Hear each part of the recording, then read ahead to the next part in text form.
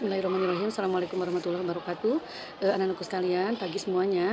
Hari ini kita akan membahas tentang konsep ilmu ekonomi.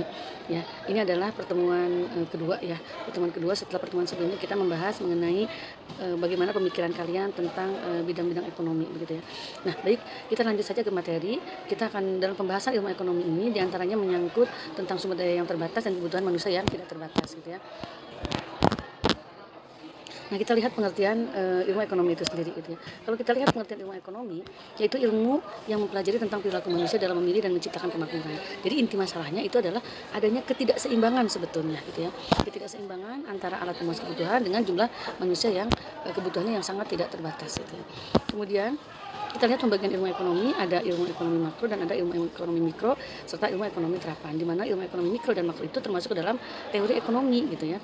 Nah, kemudian ada ilmu ekonomi deskriptif, yaitu ilmu ekonomi yang mengangkat permasalahan-permasalahan yang muncul di masyarakat.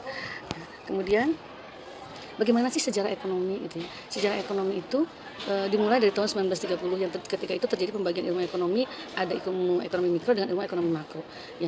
Hingga tahun 1930 itulah sebagian besar analisis ekonomi terfokus pada industri dan perusahaan, sehingga muncullah berbagai macam permasalahan ekonomi karena saat itu adalah kebutuhan manusia yang semakin berkembang ya, dan peradaban manusia pun semakin tinggi. Nah, kita lihat penerapan ekonomi mikro.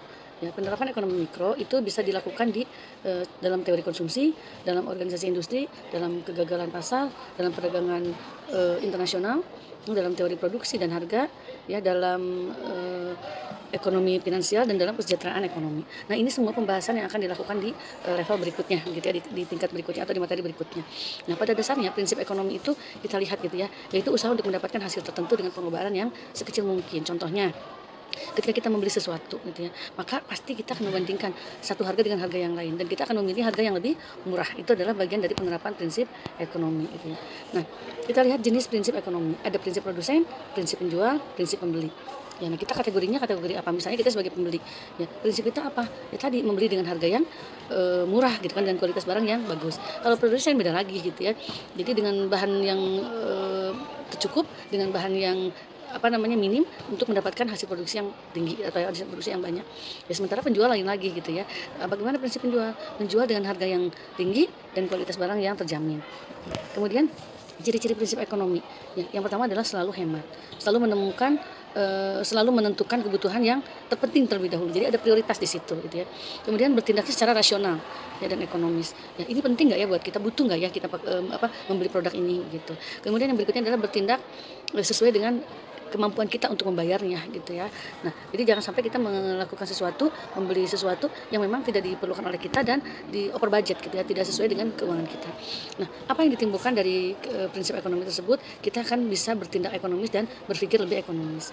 Biasanya orang-orang yang selalu berpikir atau berprinsip ekonomi itu perhitungan, tapi bukan pelit ya, perhitungan di sini gitu. Jadi betul-betul mengukur. Ya, nilai manfaatnya diukur, kemampuan membelinya juga diukur, ya. Kemudian efek dari apa yang kita beli juga diukur. Kemudian yang kedua adalah motif ekonomi. Yang motif ekonomi itu adalah setiap dorongan, alasan, kegiatan seseorang itu melakukan kegiatan ekonomi gitu ya. Kenapa aku makan? Kenapa saya makan? Karena ada motif di situ. Motifnya apa? Karena lapar gitu ya. Kenapa saya harus membeli buku? Karena ada motif di situ. Motifnya apa? Karena memang diperlukan untuk belajar misalnya. Kemudian yang berikutnya adalah apa sih tujuan dari motif ekonomi? Untuk memenuhi kebutuhan kita.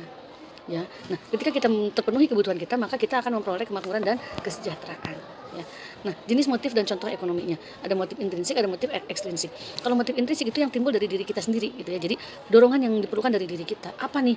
Aduh, saya tadi seperti halnya makan. Kenapa saya makan? Oh, karena saya lapar. Yang tahu rasanya lapar itu kan saya, kita. Ya, orang lain tidak bisa ya. Kemudian kalau itu faktor intrinsik, kalau motif intrinsik. Kalau motif ekstrinsik itu yang dorongan dari luar. Misalnya kita sudah makan nih, tapi ada teman kita ngajak makan, mau nggak? Nah, kalau kita memiliki solidaritas, biasanya kita ikut gitu ya, seperti itu. Itu adalah motif ekstrinsik gitu ya. Kemudian ada motif individu ya. Motif individu yaitu motif untuk pertama tadi mencari kemakmuran. Kenapa saya bekerja? Karena salah satunya untuk mencari kemakmuran misalnya. Motif untuk mendapat penghargaan. Kenapa saya ikut lomba? Gitu ya. Karena memang ada keinginan untuk menang ya. Motif berikutnya adalah untuk mencari kekuasaan ekonomi. Kenapa saya harus menjadi KM misalnya, atau kenapa saya harus menjadi manajer kalau di perusahaan gitu ya. Karena itu adalah untuk mencari kekuasaan. Kemudian ada motif sosial, misalnya kenapa sih kita memberikan bantuan kepada orang lain? Nah, itu adalah motif sosial. Ada motif organisasi. Nah, kalau kalian terlibat aktif dalam kegiatan OSIS, nah itu adalah bagian dari motif organisasi gitu. Jadi banyak hal yang bisa kita peroleh. Yang berikutnya adalah tindakan ekonomi. Ya, tindakan ekonomi itu ada tindakan ekonomi perorangan, tindakan ekonomi lembaga, tindakan ekonomi pemerintah, tindakan ekonomi masyarakat luar negeri atau antar negara gitu ya, seperti itu. Nah, kemudian pengelompokan tindakan ekonomi, ada kegiatan produksi, konsumsi dan distribusi ya. Kemudian yang berikutnya adalah tentang politik ekonomi. Nah, dalam dunia perpolitikan hubungan ekonomi ini sangat diperlukan gitu ya. Kenapa? Karena politik ekonomi itu adalah cara yang ditempuh atau tindakan-tindakan yang dapat diambil oleh pemerintah dalam bidang ekonomi. Ya, jelas ini sangat diperlukan. Misalnya dalam penentuan APBN, APBD gitu ya. Nah, barangkali itu anak-anak sekalian yang bisa disampaikan terkait dengan materi yang pertama tentang ilmu ekonomi. Terima kasih atas perhatiannya. Assalamualaikum warahmatullahi wabarakatuh.